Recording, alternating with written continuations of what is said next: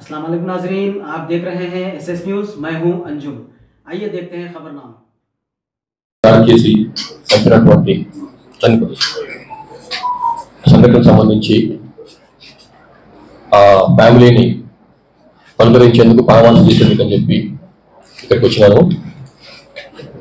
Intelligence additional DG Vijay కుమార్తో కలిసి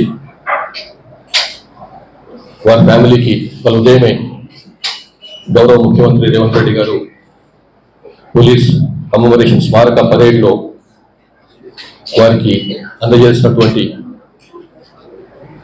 ex gratia ₹1 కోటి, అట్లానే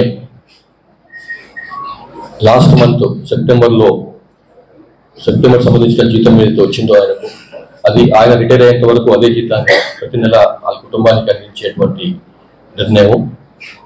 అట్లానే వారి కుటుంబ సభ్యుల్లో ఒకరికి ప్రభుత్వ ఉద్యోగము, అట్లనే 300 గజాల ఇంటి స్థలము, పోలీస్ డిపార్ట్మెంట్ పరంగా వచ్చేటువంటి భద్రత, తర్వాత ఇన్సూరెన్స్, అట్లాంటివన్నీ కూడా కలిసి వాళ్ళ అనౌన్స్ చేసిండ్రు పోలీస్ కమమరేషన్ పరేడ్లో. వారి ముగ్గురు చిన్న పిల్లలు ఉన్నారు, మగ పిల్లలు, ప్రైమరీ స్కూల్ ఇంకా స్కూల్ పోనీ వయసులో ఉన్న వాళ్ళు ఉన్నారు. వారికి సంబంధించినటువంటి బాబు చూసేందుకని చెప్పి వారిని ఒకసారి పలకరించేందుకని చెప్పి ఇక్కడ వచ్చినాం. వారి గురించి ప్రమోద్ కుమార్ గురించి నేను జనరల్గా ఎంక్వైరీ చేసినాను అక్కడ హైదరాబాద్ ఉన్నప్పుడు కూడా. చాలా మంది ఆయన గురించి చెప్పేది ఏంటంటే, అందరికీ ఈ వర్గము ఆ వర్గం అనకుండా, ఈ మతము ఆ మతం అనకుండా అందరితో కలిసిమెలిసి ఉండేవాడు, ఒక తలలో నాలుకలాగా ఉండేవాడు, అసలైన పోలీస్ ఆయన. మంచి కష్టంలో ఉన్నప్పుడు పాల్గొనే టైపు.